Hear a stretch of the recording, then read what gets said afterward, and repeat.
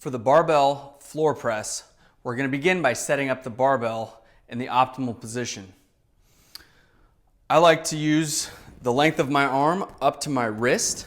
So go ahead and lay down. Mine's already set up, but if you lay down and you set those J hooks up so that that barbell sits at about the length to your wrist, length of your arm to your wrist, you'll be set up just right.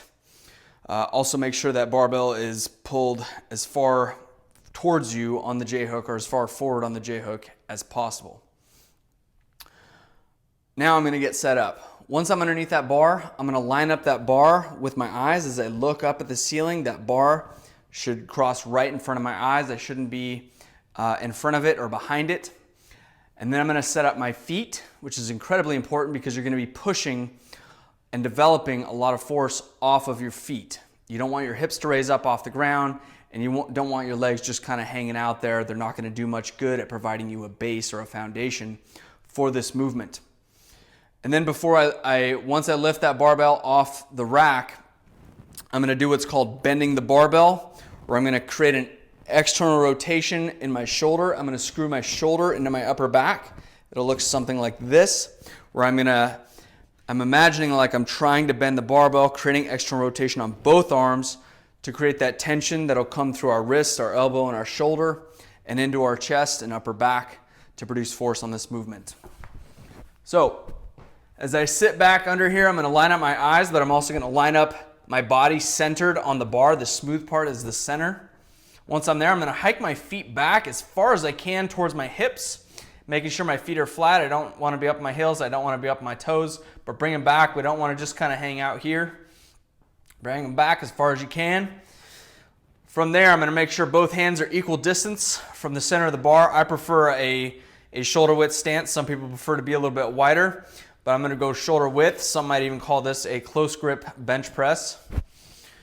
Once I've established my grip, I'm going to wrap my thumb and fingers around. Make sure your wrist is straight. It can be a little bit back, but we don't want our wrists to be cocked back at 90 degrees. Once you establish that grip, taking a deep belly breath, unrack the bar, bring it out in front of you with the arms fully extended. Next, we're going to bend that barbell forwards, and we're going to let those shoulder blades sink back. Taking another belly breath as you remain on that tension on the bar. Lower it under control, keeping the arms in tight until you barely feel the back of those triceps touching the ground, and then drive back up.